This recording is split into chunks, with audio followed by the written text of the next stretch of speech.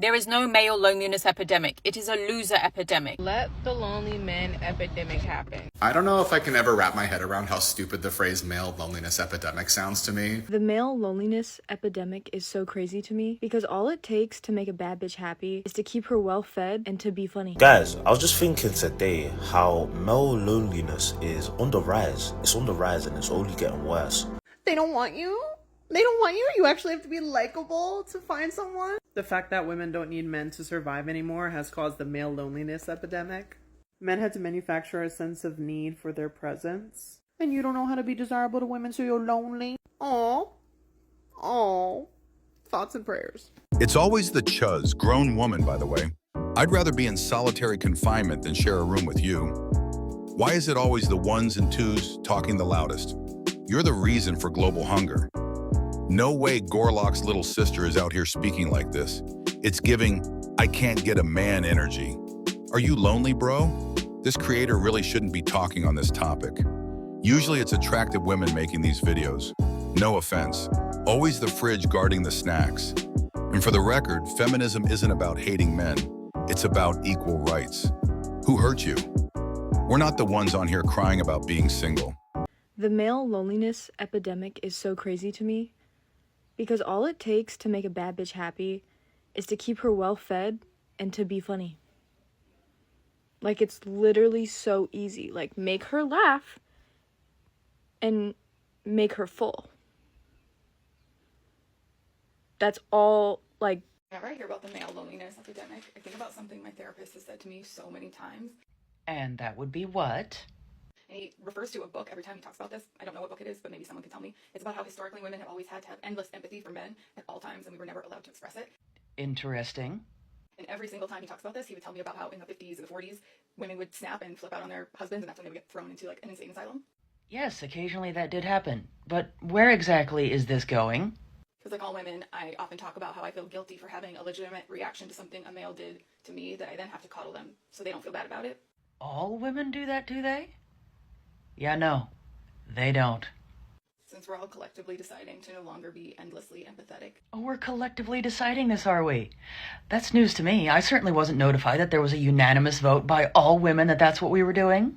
We can maybe put all the men who complain about the loneliness epidemic in the insane asylums. Bring them back just for that purpose. Oh no, it's the consequences of your own actions. So retaliation is the order of the day, is it? But let's take a closer look at this, because I'm positive that I've heard this type of plan laid out somewhere before.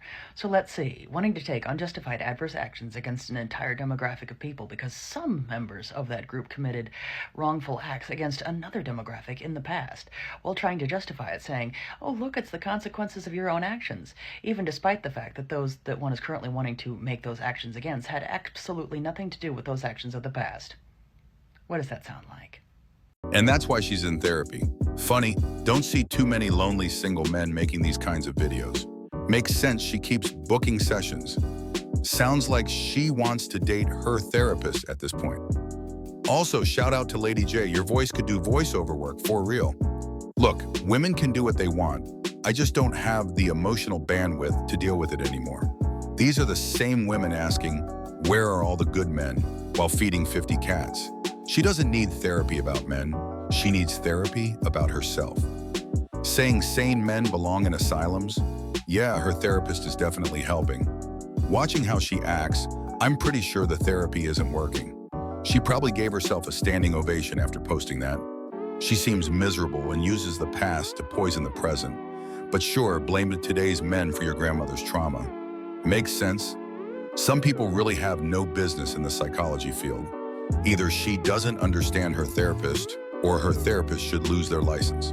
I laugh every single time I see anything about like the male loneliness epidemic because every woman I know is like the most beautiful, considerate, thoughtful, lovely person and is trying to find love. And then every man I encounter is fumbling the baddest bitch on the planet because of their own ego or own self issues. I was supposed to go on a first date a week ago. This was with somebody that I had met in real life through a friend. We got along super well. He was doing everything right leading up to the date. He was like calling me and texting me and being really sweet and even like texting our mutual friend and being like, oh, like, what does Tanya like? And he was doing great. However, we were supposed to go out Saturday during the day. On Friday night, We were on the phone, just chatting, and he asked me to send him my location, and I said no. I was like, you don't need to know my address. We've only met once. Like, I don't know you like that. I told you my neighborhood. If you're trying to figure out how far you are from me, that's all you really need to know. And when I said that, he was like, oh, why? Do you think I'm gonna abduct and kidnap you? And I was like, no, but I don't know you. I'm not sending you my address. And then I decided to let it slide because sometimes people just say dumb things and they don't think about it. I didn't genuinely get a feeling of unsafety or danger. But then the next day, like 30 minutes before we're supposed to meet, we were supposed to go to this market thing together and then maybe like go to a park to play chess. And he was like, hey, like, let's skip the market. And then he had planned out like this whole day. And I was like, yeah, that sounds great, but I do really want to go to the market as well. So like maybe we can do both. To which his response was, Tanya, you're making it really hard to abduct and kidnap you. How are you making this statement twice? It wasn't funny the first time you did it. It's still not funny the second time you did it. So when he said that to me, I was like, hey, you might not want to make comments like that to a woman that you barely know.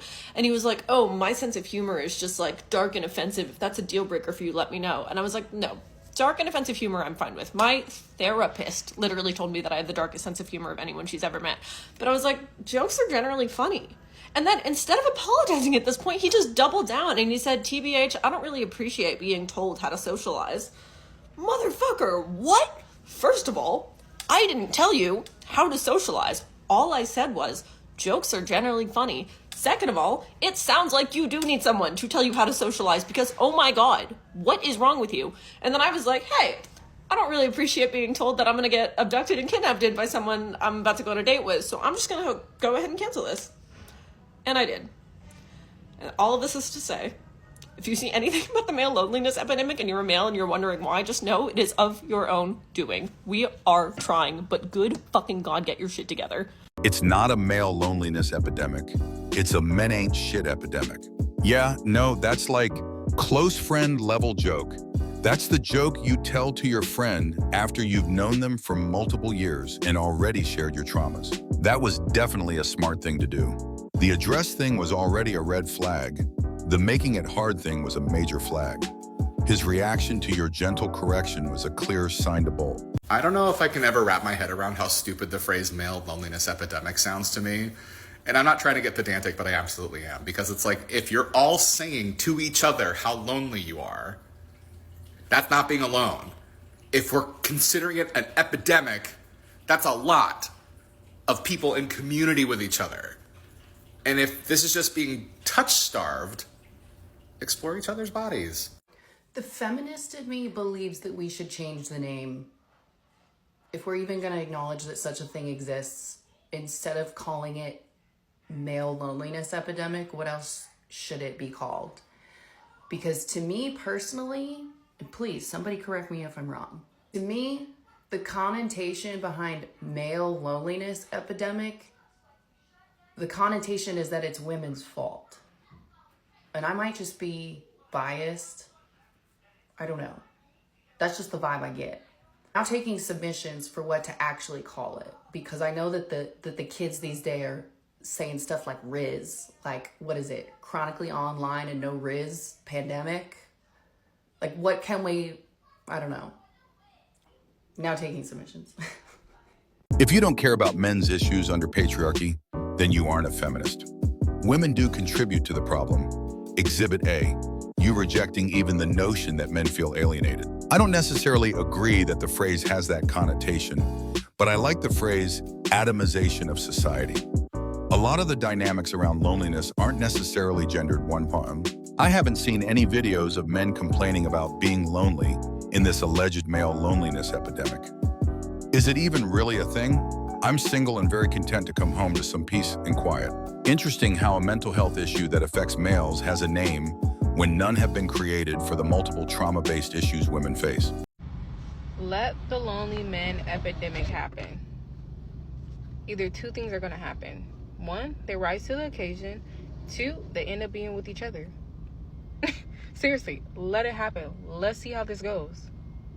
There is no male loneliness epidemic. It is a loser epidemic. Men would rather be alone than to evolve and change, than to recognize, wait, maybe I had it wrong. Maybe there's something I need to change. If you can't get a woman because none of them want to be with you, maybe try and figure out why. Instead of making women the problem, saying that their standards are too high, maybe try and figure out why they don't want to be with you. What is it about you that maybe needs to change in order for a woman to want you? And they'll say, oh, there's no more good women left. Women are not like what they used to be. Women used to spend their days in the kitchen. Women only cared about taking care of the house and the kids. Oh yeah, and also women used to take our beatings. Women used to stay quiet. Women didn't complain. Women didn't think they could get better. Women didn't have confidence and self-worth and weren't able to speak up for themselves. And that suited you. That's the kind of person you wanted. If you love your mum's generation so much, cool, maybe marry one of her single friends. Women are not the problem. They have just woken up and realized they deserve better, that they don't actually need anything from these men, and they're only going to accept a man in their life if the man can make their life better. And if you cannot do that,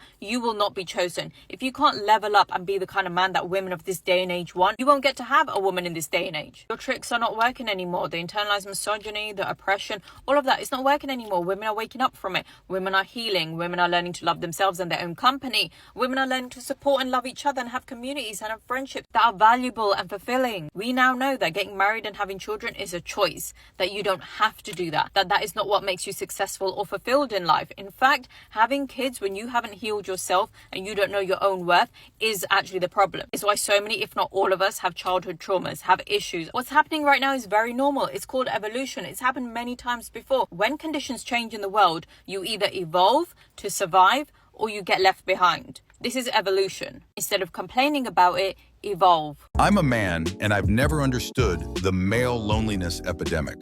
It's quite literally made up to be wannabe victims for the consequences of their actions. Honestly, and sometimes it can be as simple as a change of mindset, BC. They may not even look bad, but their persona and outlook on society makes them someone you don't want to be around. Saying this generally because I have a man. Women are lonely too, but they don't cry about it online.